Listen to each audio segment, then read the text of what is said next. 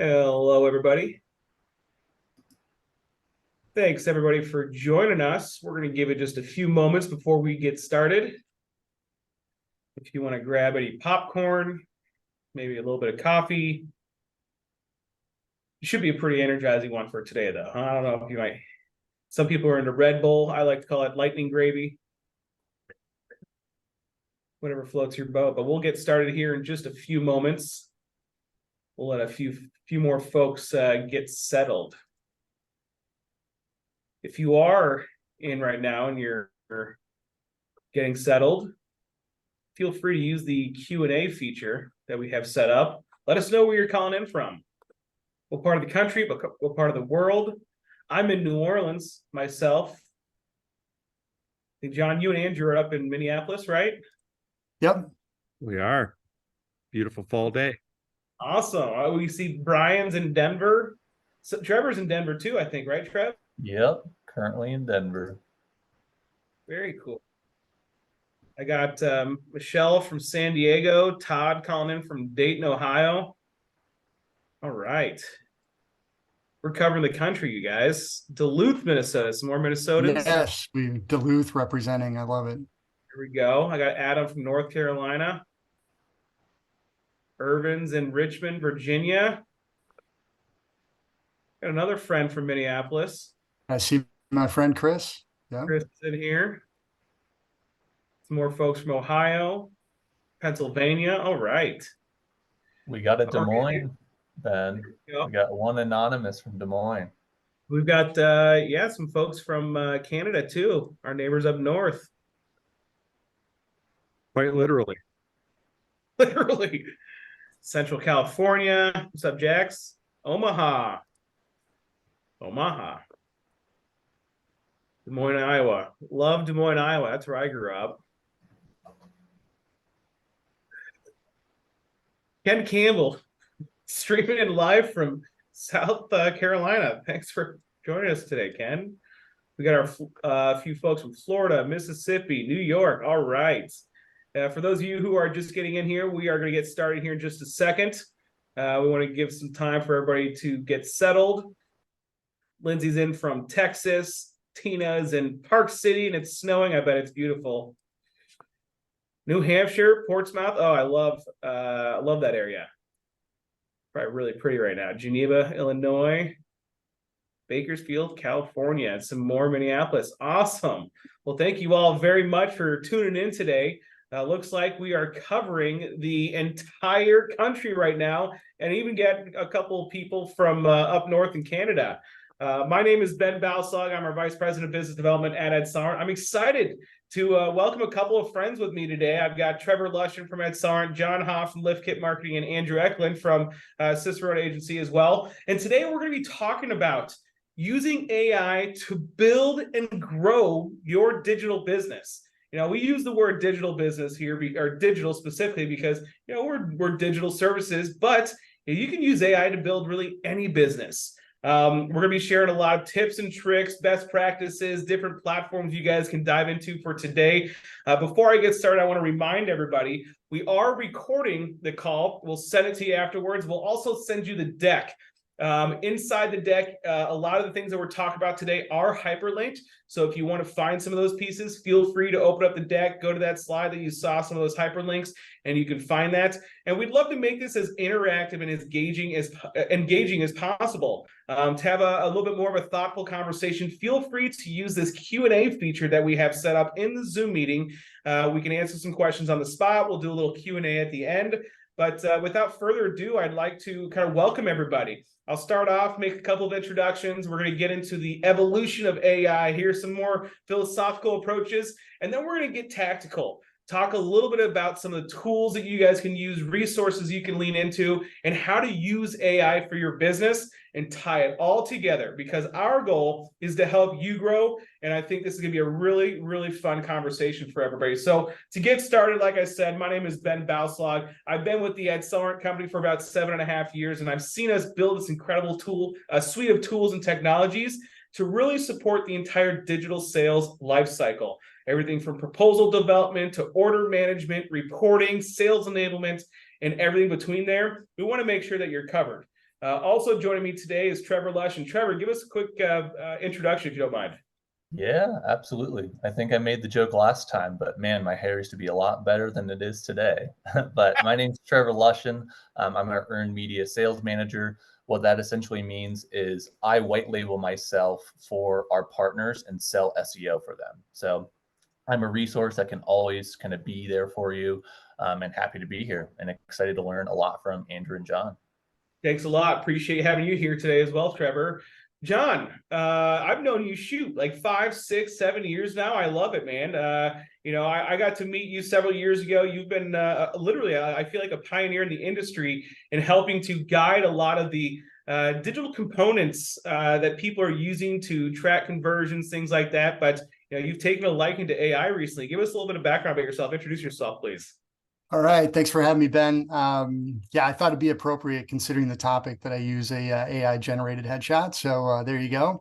PFP maker. I'm going to be throwing out a lot of different names and companies that I would recommend that are kind of top of mind right now. But yeah, thanks. A couple decades into helping launch digital agency service models within traditional media companies, as well as working with various publishers and SaaS platforms.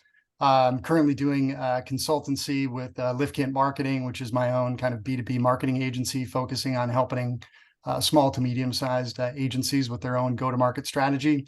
And I'm also the president of the Agency Builder, which is helping people launch their own agencies. Definitely recommend you guys connect with John on LinkedIn, follow what he's doing. Always got some amazing stuff to share.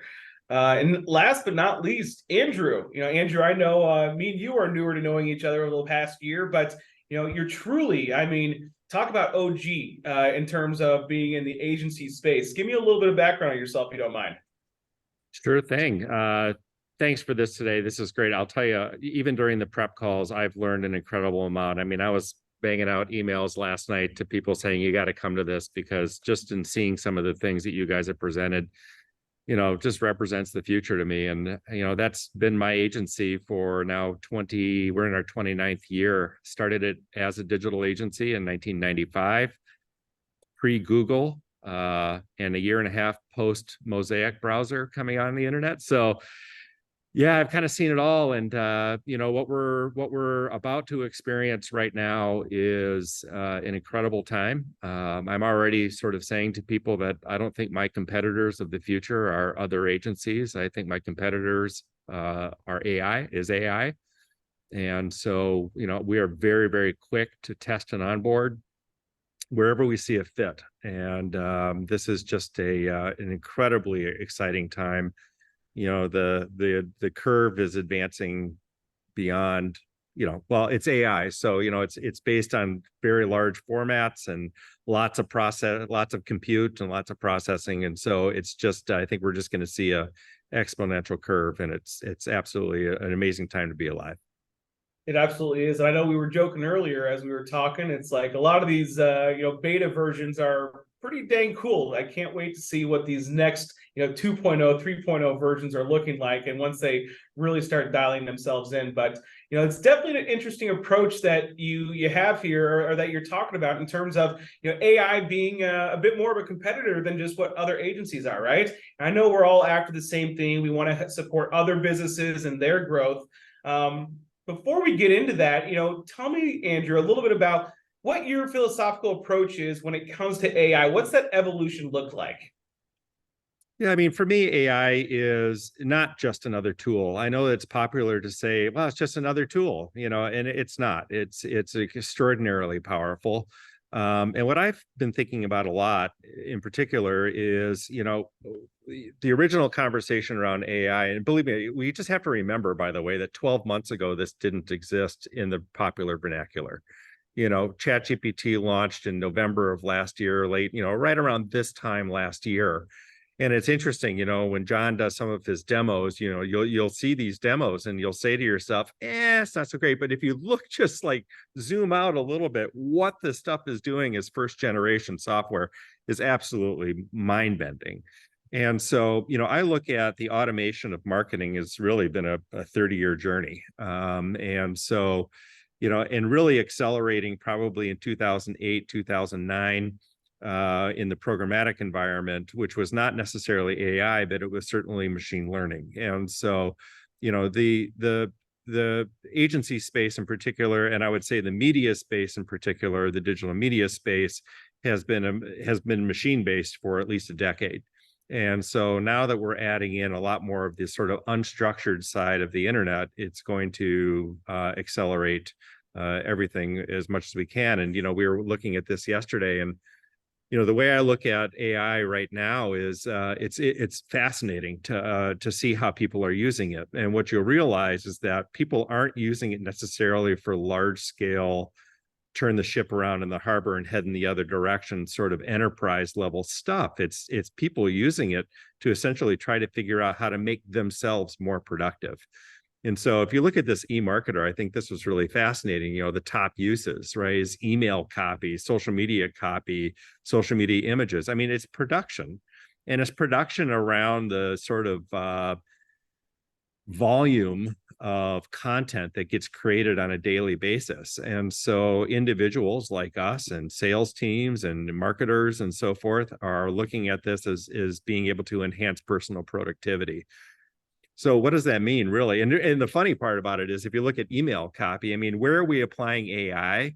To the oldest stuff on the internet. You know what I mean? It's like, it's really fascinating to me. It's not like we're using AI to, you know, to supercharge our TikTok placements, you know, some sort of leading edge something or other. It's like literally just to process our lives more efficiently. So to wrap that up, I think that really what we're talking about is, especially as we come out of a pandemic where many of us, include myself in that, are trying to figure out how to get to like just 1.0 of ourselves. You know, on any given day, you know, are you giving 100% of your efforts every single day? And because of work from home and just the rebalancing that we're doing in our lives, AI in some cases just giving us the opportunity to get to like 100% of ourselves. If you look at it that way, and that's what this chart is really just telling us, is that it's trying to figure out, how can I be more productive? Now, you fast forward, what, I don't know, a week from now, you know, 2 months from now, you know, what leaders are looking at is, how do I allow my teams to become 1.5s of themselves or 1.75s of themselves? In which case we just could see productivity gains that have massive impact on organizations, especially when we look at in the macro environment and we look at very, very low unemployment. And we look at an economy that seems to continue to want to deny a recession. You know, the narrative of trying to do more with less, as well as just the idea that the labor force itself isn't really available. I think we're just looking for productivity gains. And so the timing of all of this right now is absolutely fascinating. So as we get these individuals using this tech to become, you know, a 1.x of ourselves, and then you look at it operationally across an enterprise, that's really, I think, where the revolution will happen, as well as just being able to do maybe close sales cycles or take the lengthen out of sales cycles and shorten that up, using tools to allow the consumer to be able to self-direct themselves, for us to be much more targeted and inform the consumer, so that when they turn into a lead or whatever it might be, that they're much more highly informed, because we've used the technology to custom tailor the message to what they need at that time. And that to do without AI is just a very time consuming enterprise, which, to be quite honest, oftentimes doesn't happen at all. So this is really where I'm terribly excited about all of it. I really appreciate the analogy you shared there as well, in terms of, you know, AI is not something that's going to take your ship, make a 180 and be able to, you know, take your company in the complete opposite direction. It's about making incremental changes, right? Incremental enhancements, how to support little parts of your days, little responsibilities and duties that we're taking on, and just being a little bit more efficient with it, right? Doing more with less, but not everything. It's more about kind of breaking it up and being a little bit more strategic with that as well. I do believe that people who do not embrace this technology within the next 5 years will be up against competitors who did go enterprise on AI and will find themselves in a much better competitive position. And then others will just find themselves, frankly, too slow for the market. I want to make sure we also talk about, what's at the top of this list. Email, right? This is now one of the oldest communication methods digitally that people have been using, and we're applying AI to email more than anything than ever before. But it's about helping people stay connected, right? It's about making sure our communities are connected, that I even see there's certain like news outlets that are using AI to put together full stories sometimes, or just fill certain columns within newspapers and things like that. But at the end of the day, we see that they're not applying AI to take it over completely. It's about how can we just do more with less. Absolutely. And I think that is, but I think that's a 1.0 application of AI. And I think this is our way of scratching the surface of its capabilities. But I think as soon as the light bulbs start going off, it's that we're not in the revolution yet. We're still pre-revolution. I agree. I think, just through some of our conversations over the past week or two, we've had light bulbs go off ourselves. Oh my gosh, this is something we could do differently to leverage AI as well. And when we think about it, a lot of AI, it's like, I consider myself not to be a very creative person. I'm not a great writer. I wish I had more resources to help me put together something a little bit more creatively. And it's not just tied towards SEO, but I'm focused on SEO right now because that's a lot of what Trevor and his team do, and it's a ton about creating the right type of content. Unfortunately, the internet's Google's sandbox, and so we have to play by Google's rules sometimes. And so a lot of what's weighted in terms of getting higher rankings, more visibility through Google and some of these search engines, it's all about the content that's being placed on the internet. Trevor, how is your team? How are some of your strategists leveraging AI today, not to just put together content for SEO, but also making sure it's coming out through social media and other channels as well? Yeah, absolutely. And to kind of re-highlight on something that Andrew really highlighted is that it's not necessarily taking jobs or replacing people. It's really enhancing people. So the same thing goes for SEO content in our team. We're definitely not replacing people with AI. We are making our team have their job be easier and really just be better with how we do, our SEO process. So I kind of gave you this 3-step process that's a pretty tangible way, or kind of like a roadmap for creating SEO content. And again, a big thing I want to point out, and you can see it highlighted there, is that you really want to lean on these tools to make your life easier, kind of set up the foundation for the content. But at the end of the day, we still want you to be writing this content, or we want your client to be writing this content, depending on what website this is for. To kind of give you an analogy, I'm kind of like building a custom home.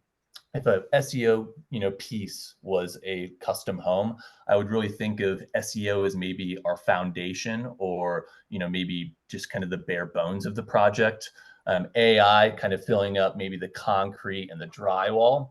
But as far as the finishing touches, maybe like the color of the paint, the plumbing, the lighting, the appliances, what people actually see for the finished product, we really want to be you, or whatever the client is working on that piece of content. So when we talk about keyword research, one of my favorite tools is Google Keyword Planner. This really gives you tangible pieces as far as what your target audience is actually searching for. So to kind of give you an example, maybe I'm writing a piece of content on device ID. Ben just gave me a demo on device ID, and I really like the product.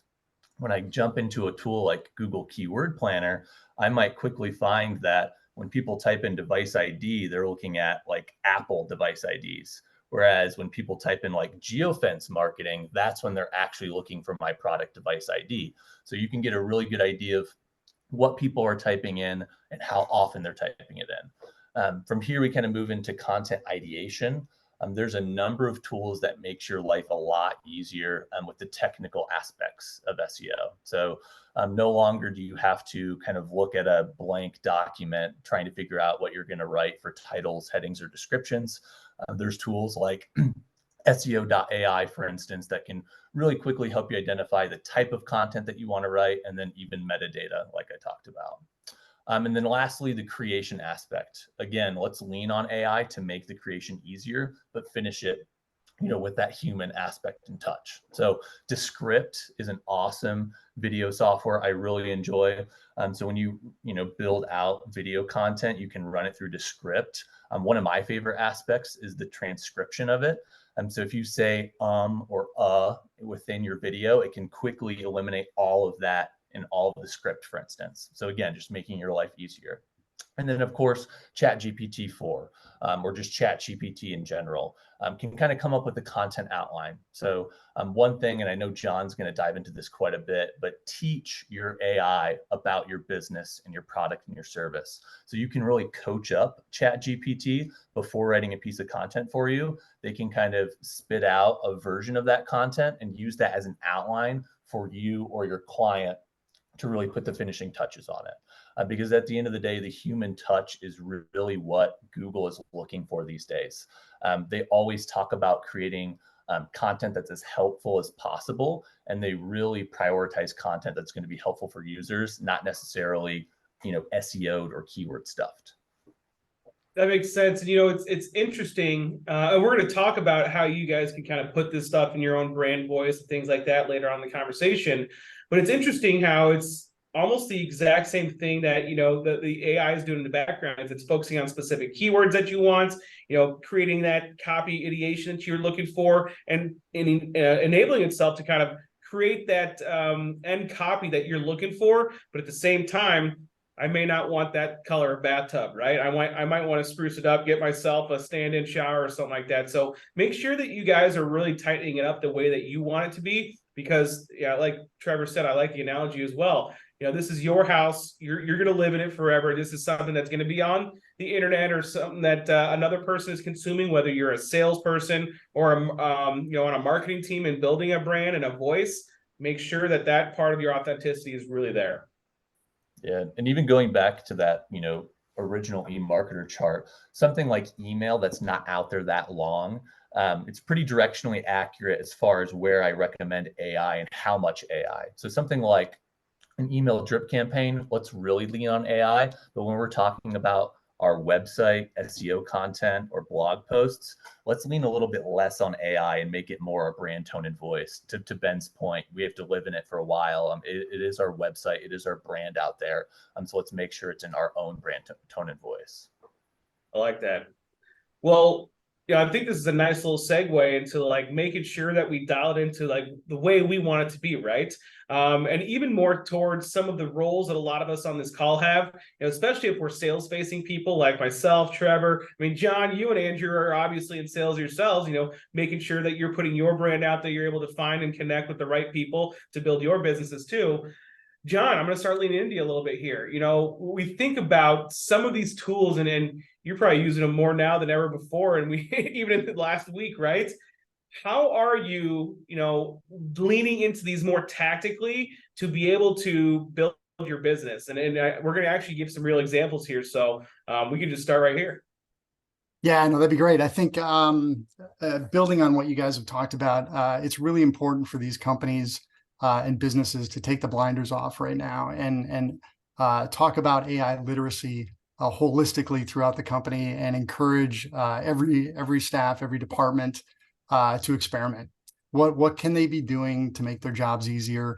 What can they be doing to make sure that they're carving out time for the things that they're really good at, and supplementing AI to help them with the other piece, to Andrew's point, making them whole in terms of a 1.0 or a 1.5.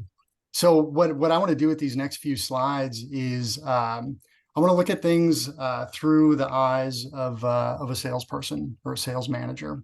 And I want to look at the tech stack in particular that I'm using to generate leads for my business. I'm looking at two sales channels here. I'm looking at inbound and I'm looking at outbound. There's obviously other ways to bring business in through strategic partnerships, or what you might hear coined nearbound. So I'm just going to focus on these two channels right now. And the point I'm trying to make here with a lot of these different technologies is that whatever's in your MarTech stack right now, helping you facilitate all this, there's AI happening already. It's if it's not built in completely now, it will be. you don't have to like go out of your way to build something new within ChatGPT-4. You just have to figure out a way to get the most out of your current tech stack and push those partners to do more with AI on their end, right? So let's just start with the inbound side, which plays in nicely with what Trevor was talking about, because a lot of this is about content marketing, and it's happening at scale, right? And you're also utilizing tools that can help facilitate marketing automation. So HubSpot's a great example. Just recently, they've rolled out all kinds of new AI-powered solutions right within the platform. The CEO of HubSpot is very much dialed in with the folks at OpenAI, and has done some incredible things. So they're a great example. Take a closer look. They've even got their own chat spot, I think it's called, which is very much like a ChatGPT built right into it. But it's all about marketing. You've got tools like WordTune and AnyWord and Jasper AI and Copy AI and even ChatGPT helping you produce content like Trevor was talking about. You also mentioned some video tools, something like Opus Clip, which I use a lot. This allows you to take a long form video and instantly splice it up into segments, 10-second, 20-second, 30-second things that you can use for social media posts and whatnot. And it will edit out and tighten it up very nicely, and include captions as well. And then SEO, Trevor, tools like SEMrush, Rank IQ, SEO AI, they're all incorporating AI into their own tools, even though maybe 12 months ago they didn't. So it's happening in your tech stack already. And then at the end of all that, you've got, who visited the website, right? Lead forensics, Whois, Agency Sonar. These are all tools that are taking a closer look at that digital thumbprint in terms of who's visiting your website and enriching it with all kinds of great data to help you reach out to people in a much more kind of a warm lead type capacity, right? So that's the inbound piece. Now outbound, this is where it gets really fun, because now we're talking about salespeople. And what can they do to make sure that they're converting at the highest possible rate, and what kind of tools are they using? So from an outbound perspective, it's all about lead generation and contact data that is enriched and active and robust in terms of contact information that's accurate, right?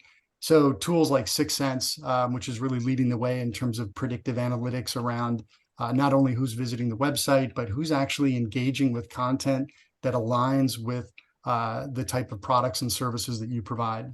Smart Lead, Seamless AI, get the plugin. It's a free plugin. Anybody that you're looking at on a web page, you can start to get contact information for immediately.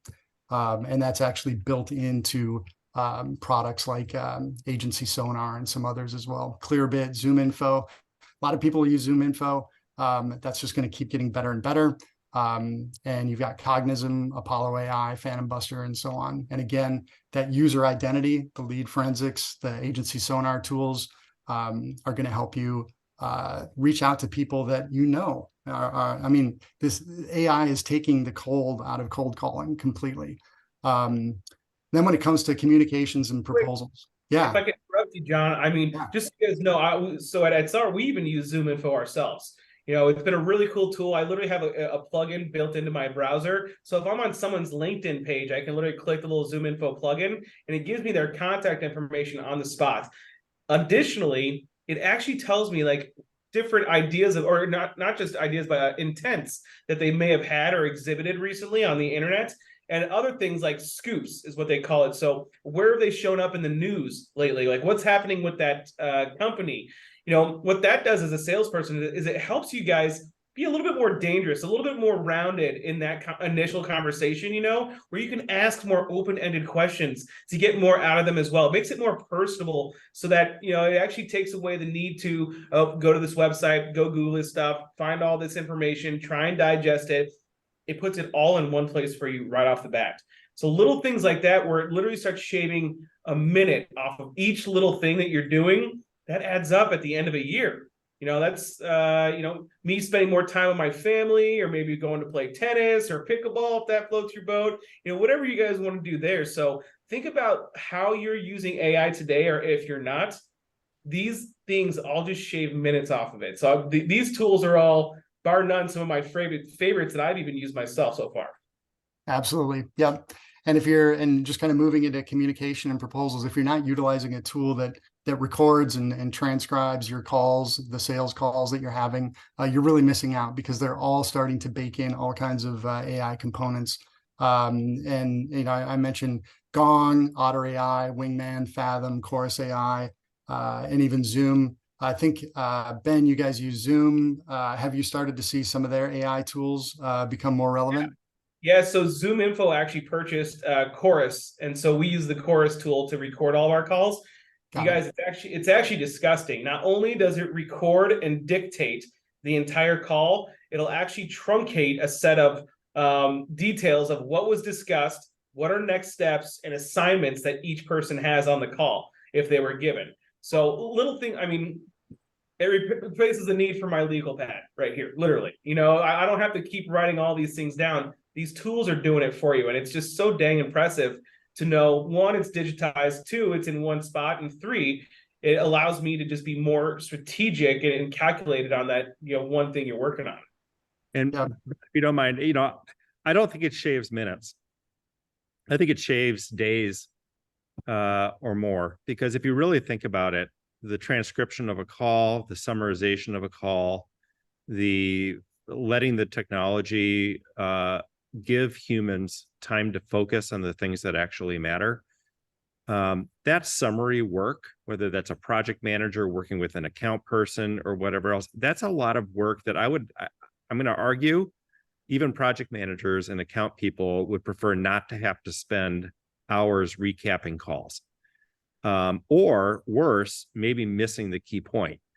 You know what I mean? And you're really leaving it up to one or two people what the key point was. And I think that is an efficiency gain that is a much more high human touch that, again, could just make entire teams. You move from talking about things to acting on them, and you shrink the time between them, and you compress that over 365 days. I mean, how much have you saved? It could be countless. It really could be. Yeah. A few more days to beat that, like. Yeah. And in terms of time saving proposals, think about how much time people spend building and collaborating on proposals. So now there's tools like even UI marketing, Proposify, Advisor. These are helping facilitate that process and making sure that everything that goes out is consistent and marketing approved. I think the AI components to those tools is just getting started, and that will help save some time as well. And then you get into the use of video, which is what we're going to dive into here a little bit more. Actually, go back, Ben, because the different components here are, or the different products we'll look at: Vidyard, Sales Reach IO, Synthesia, Hippo Video. There's a lot of these. You can easily just start Googling AI video content production and production type tools.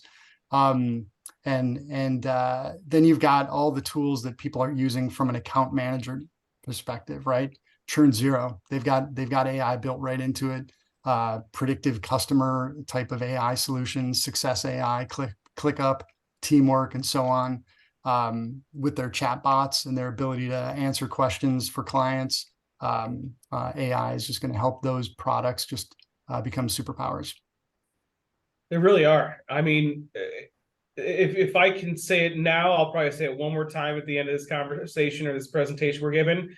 But if you guys are in your planning and budgeting season right now, and you're thinking about, especially if you're team leaders and your job is to block and tackle and make the jobs easier of the people who work for you, you need to be researching some of these things. You need to be looking into some of these things. You want to understand what keeps them up at night right now, what takes more time out of their day than anything else, because there's probably an app for that. There's probably some AI for that. There's probably a tool for that, right? And to be honest with you, I think the investments that we can make to do this, I think of it more as a short-term cost, because the long-term lift it will provide to your teams is substantial compared to what it will cost you in the short run. All right, so let's get tactical here for a minute. So put yourself in the shoes of a salesperson, but also put yourself in the shoes of the customer, and what is going to resonate with them the best. And I like to lean on video a little bit, but before you show this, as a salesperson, what I want to do with something as simple as ChatGPT is I want to basically create an AI version of myself, meaning I want to upload as much sales and marketing material from my company, product material, go-to-market material, any blogs, anything that the marketing approved department has put out there, right?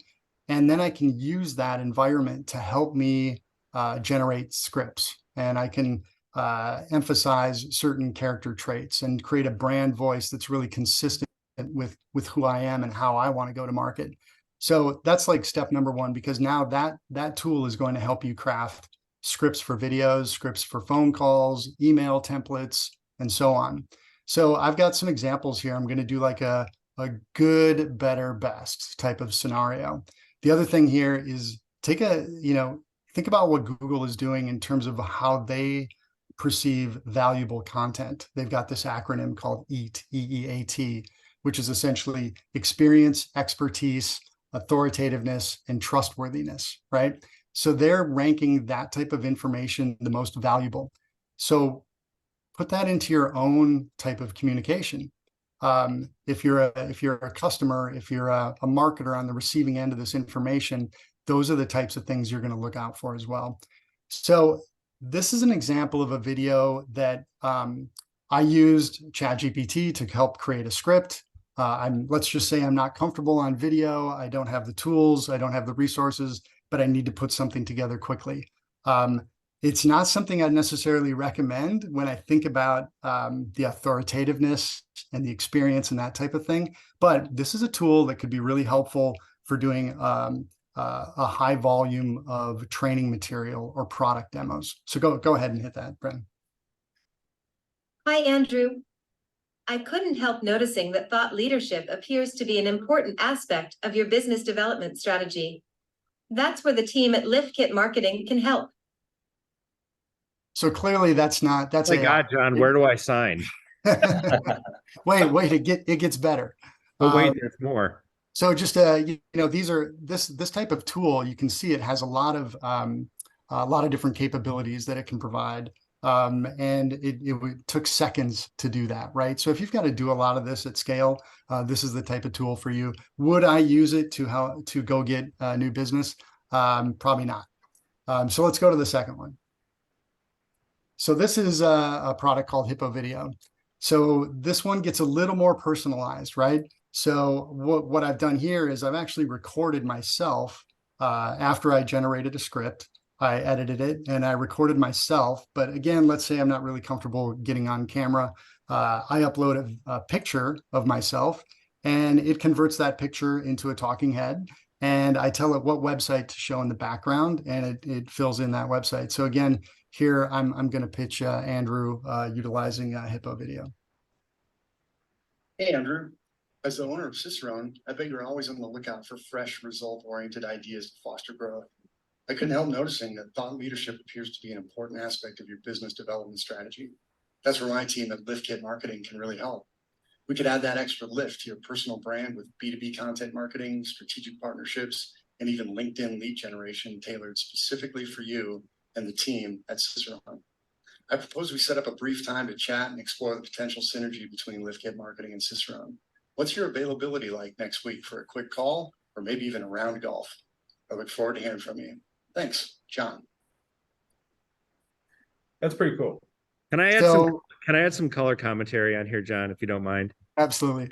So John did do this for me, and it was more on the proposal builder side of it. And just in full disclosure, John and I have been working together now for a little while and have gotten to know each other quite well. And we have played golf. And but he sent to me a proposal that utilized all of these tools. Now, granted, John and I already knew each other, but when he sent over the proposal, which was, I assume, also helped AI assisted, but it was all video narrated. It was very compelling. And, the time between him proposing to me and us closing a deal between the two of us was very, very quick. And I will tell you, it wasn't just because I knew him personally, it was because it was a very, very human presentation. And it wasn't all AI generated, but if it had it been, it would not have made much difference to me. And so I thought it was just, it's just a fascinating way of delivering a proposal or an initial conversation that was very human to me. Right. And that's what leads to the best case scenario, which is the next one.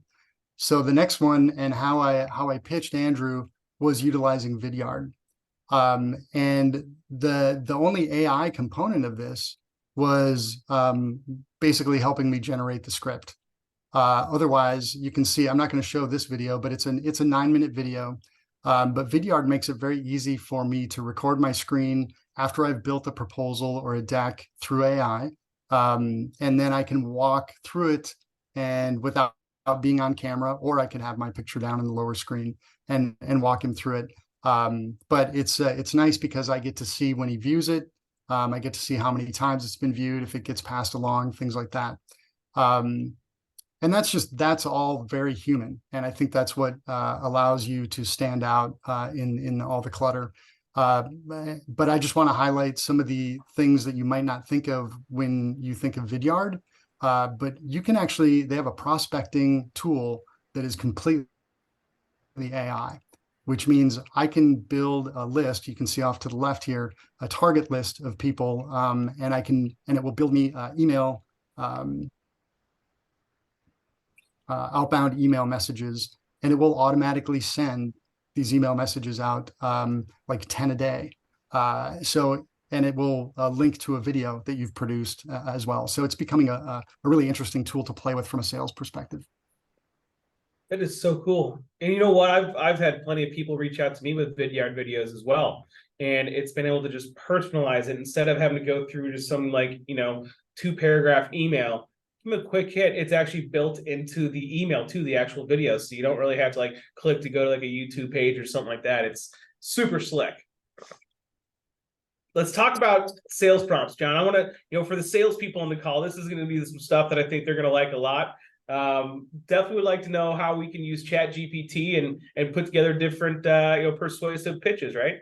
Yep. Like I said, it's you don't need ChatGPT 4. Just get into the free version and start playing around with it. It's a great place to start.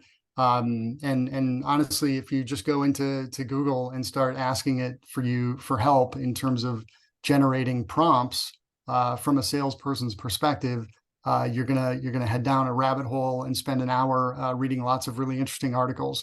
This is just one example from Early Node, who does a pretty good job at providing prompt ideas.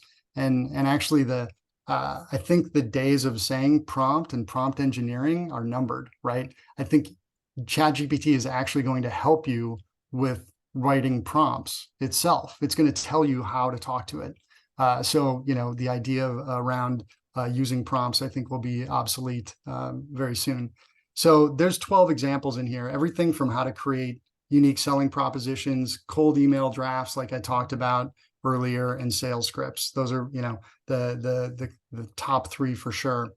Follow-up messages, based on the transcript from Gong and the calls that we've had, I can plug some of that in here, and I can start to generate follow-up messages that are personalized or generic in general. Sales training content, lead qualification, they're all going to come into play. Case studies, if you need to generate a quick case study, work with your account management team, get some details, draft that up, and start utilizing it. Sales presentations, product service differentiation. These are all great prompts that you can use with existing content that your marketing team has put together. I have no shame here. I've used it for a lot of these things, to be completely honest. The free version works just fine. Like Andrew said before, this is just like the beta version of what you might experience 3 months, 6 months, 9 months, 12 months from now even. But the more you use it, the smarter it's going to get, and the more it's going to understand how you want to kind of use your content or how you want to use it for yourself. But these are all super slick ways to make sure you're doing this stuff. the right way, I should say.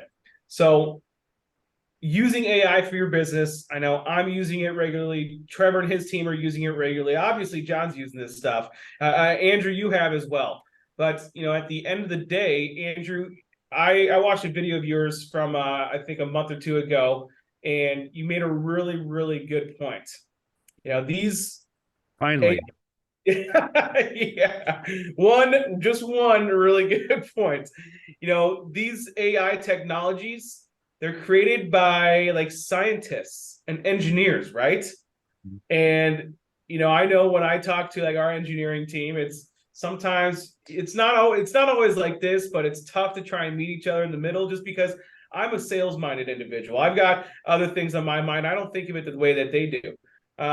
Tell us why it's important to upload your own content, put some of these of your own things in there too. Yeah, I mean, AI again is just technology. It is a large language model, a lot of them, and so the first thing that everybody experienced was GPT 3.5, which was trained on the internet, publicly available internet up until 2021. And one of the other things that's very interesting about it was that it was one of the major inputs into the training models was Wikipedia. So that's very interesting, right? So what ChatGPT did was tried to say, well, where is the greatest source of trusted information? Let's use something like Wikipedia because that has, citations and all of this. That's one of the things that makes legal people or a lot of people, regulatory people, very nervous. It's like, well, where's the information coming from, right? So let's just like take a time out on that for a second. It was a beta, it's still a beta product. And what these large language models are essentially doing now is they are allowing enterprises or anyone for that matter to use this technology to put it on top of your own data and to train it on your own data. I think that's where the revolution starts from a business standpoint. Because if you think about, like, I'll tell you just an example of how I've used it for client work.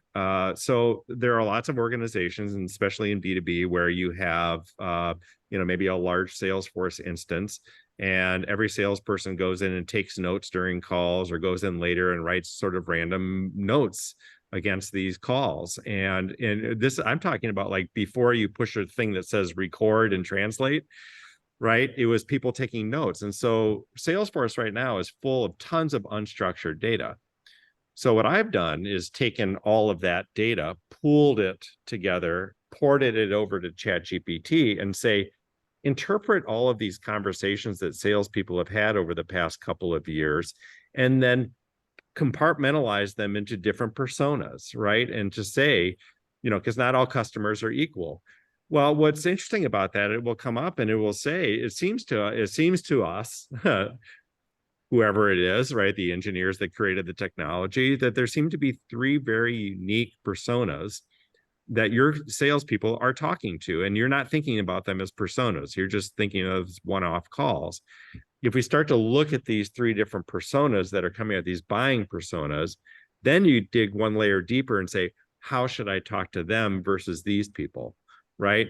What makes them unique? And then as a marketer myself, and as a media person in particular, I say, what channels do they use that are different from one another? Because you might find that one particularly is heavy use of video, and the other is heavy use of maybe like white papers or something. And now I start to have a much better understanding from a deployment standpoint, from a strategic standpoint, where I want to do that.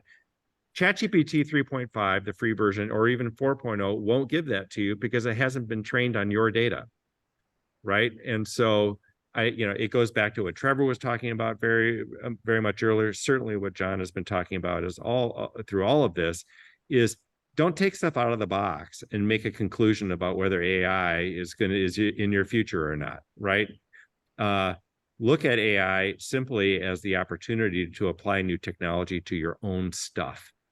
And when it does that, and it becomes exponentially smarter about your business, about all of the data that you have, and then layering in customer data, layering in third-party data like a Zoom info, like a live ramp in my world, right? Of saying, okay, I have this cluster of people.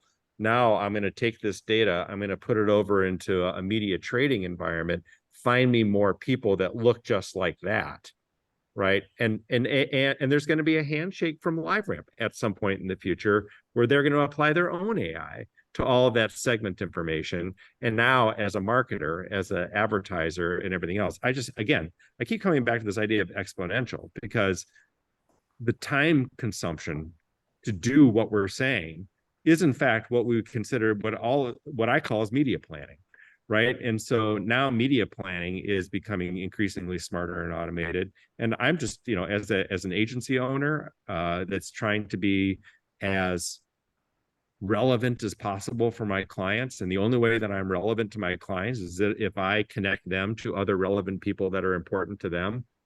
We just became infinitely smarter and more value to our clients. And, that's, I figure I got 3 to 6 months head start. That's it. Right. And that's how we all should be thinking about it, but hey, these next 3 to 6 months could yield amazing results simply by using the technology that's readily available in smarter ways. And just never take anything out of the box and never make any conclusion about whether it's for you or not. Remember, I started my business in the internet when salespeople said I would never put my sales material online because then all of my competitors will get it.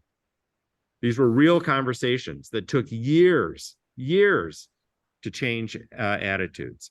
So I don't think it's years anymore. I think it's days and months. And that's why this is so exciting. You know what? I appreciate you sharing that piece about, a lot of the source of truth is coming from places like Wikipedia, right? That's kind of mind-blowing, because I think a lot of us have been trained to say Wikipedia, yeah, it's, probably accurate to an extent, but it's also, anybody can go there and edit it, kind of thing. And, it takes me back to some of the comments that Trevor was making earlier about making sure you have truly authentic content. Because if you have a chat GPT scouring the internet, looking for content to make your brand, you want it to be your brand, your voice, your authenticity. And if they're pulling it from everywhere else, Google doesn't take too kindly to that, right? EEAT, and part of that, what was the A authority, right? And your authority is your own voice too. So I really think it's important for us to realize, yes, we can use these things to help us out, but don't let it create your voice for you.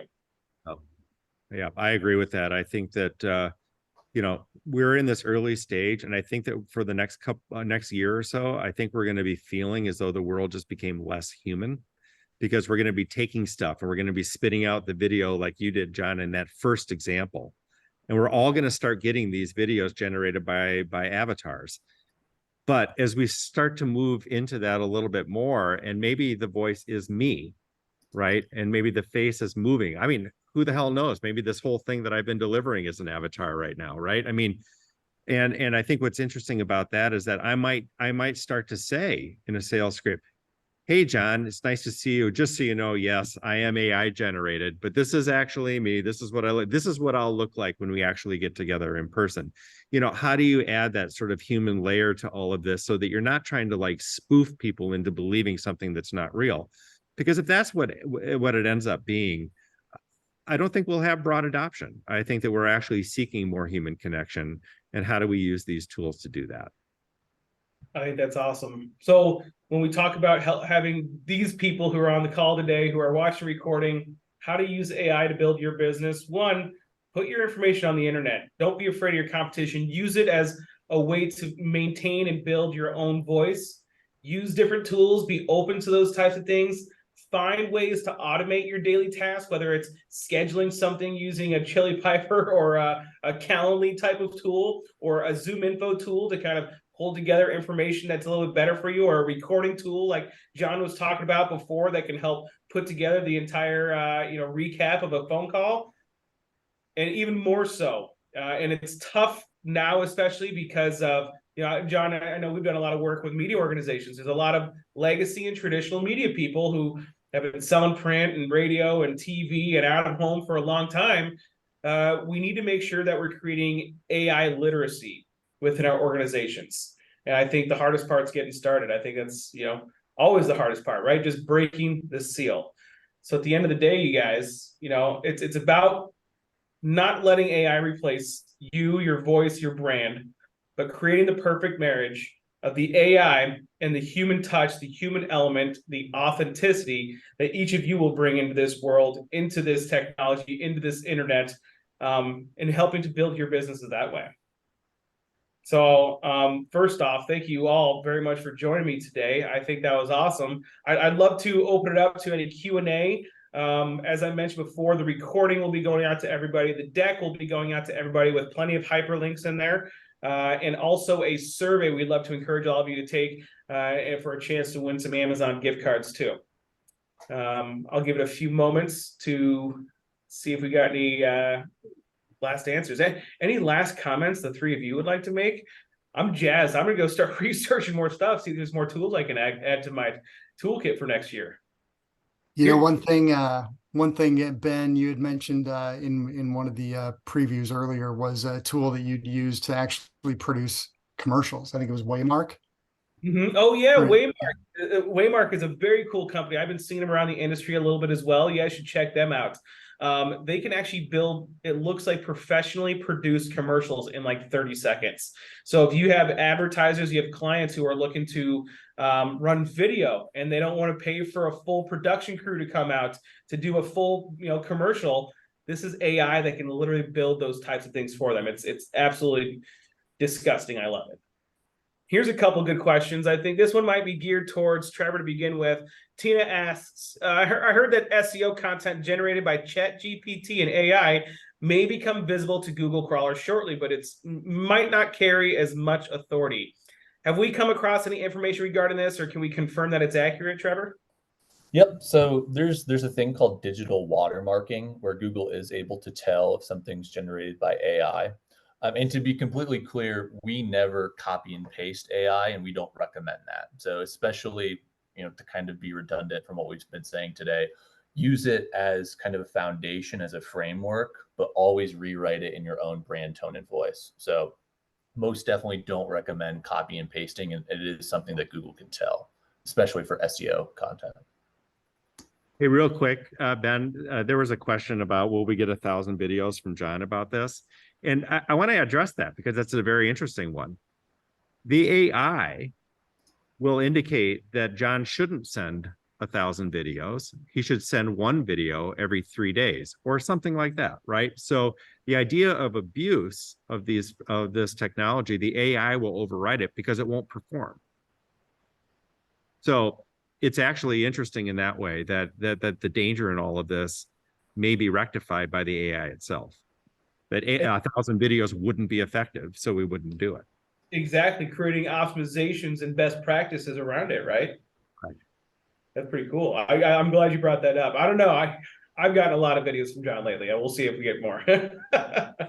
Valerie asks, how did you guys get so up to this tech? How did you get so up on all this technology? How did you adapt to it so quickly? I mean, do we have teams of experts? Is there consultants, or like, how do you break that proverbial seal to get started? What's your advice on that? I'll jump in here. So there's a couple of people that are really leading, or a couple of companies that are really leading the way in terms of educating. AI Marketing Institute offers all kinds of courses, digital boot camps, certifications.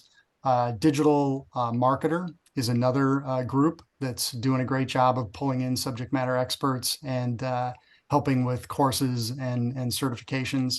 But honestly, there is so much out there, and there's so many people that want to be the thought leader in this space that you carve out 20, 30 minutes a day or every other day to just go onto YouTube and start watching some videos. You're going to see some really amazing things that people that have committed 12 hours a day to in terms of building and experimenting and testing things on our behalf in order to give you some good ideas on what to use and how to use it.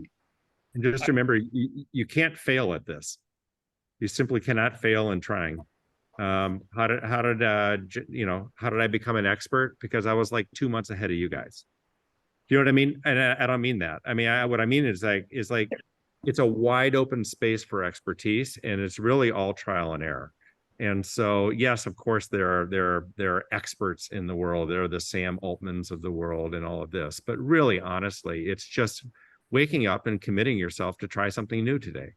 And so curiosity, the spoils will go to the curious over the next coming years and months. And so if you have a hard time with curiosity, you might find yourself feeling a little bit behind. If you're curious and you just want to try things, it's amazing. I was deploying ChatGPT within a week of my first time experimenting it, to be quite honest. So because it was a clear and present opportunity. I leave it up as an extra tab on my computer now. You know, I have to, if I'm just stumped on something and I know I could get an answer from somebody else, but it might take them a couple hours to get back to me, I ask ChatGPT first. Yeah. I mean, sometimes I feel like the answer is sufficient enough. I'm like, bam, there we go. And the applications go way beyond what we're talking about today too. I mean, just think about your personal day-to-day and organizing and planning. And I think, Ben, you talked about building a meal plan and, you know, the shopping list and, you know, all the things it can help you with. It's incredible. Exactly. I literally asked ChatGPT to come up with a 5-day meal plan with healthy options that are easy to make for a young married couple, and it threw together a shopping list and meals for me to with recipes to put together. It was insane. It's definitely something that you can use not just in your business practices, but day-to-day you know, tasks. You know, what am I going to have for dinner tonight? You know, typically it's something I ask my wife, but I have to ask ChatGPT because she doesn't have an answer. Let's see here. A couple of good notes here as well. I see Wes is saying salesconnector.com offers awesome AI personalized messaging for your LinkedIn. Appreciate the note there, Wes. Joseph mentions that if you're interested in things like Zoom info, it is a bit expensive. I would say that as well, but wait to buy at the end of the year. They become very flexible in price when they're trying to hit a goal at the end of the year. You could probably use that advice for just about anything that you're buying, you know? John says that there's many options. Loom video is one that he's used to record presentations on his desktops. Like if you're giving a demo or you want to give a short clip to some folks as well. Sanjita is asking about how AdCellerant's using AI to run our current campaigns. Actually, there's a lot of AI built into it. We've been doing it for years, whether it's AI built into micro optimizations that are being made, AI built into your proposal tools, your reporting dashboards. I tell you what, where it's at now is actually really impressive. However, what we have coming in the future is going to be even better. So great question, Sanjita. Good to hear from you. Looks like we got everything in here. This has been a great session. Thank you, the three of you, very much for your time afforded to not just me, but everybody here that's joined us. We really appreciate it. If you guys just need that motivation to get started, I recommend go Google ChatGPT, start with it one time, ask another question, another question, another question. Give it 5 minutes and you'll be creeped out. It's going to be pretty cool. Thanks a lot, gentlemen. We'll see you guys on the flip side, all right? Thanks, All right, Ben. great. Thanks, Trevor. Everybody. Thank you, everyone. See you, Andrew.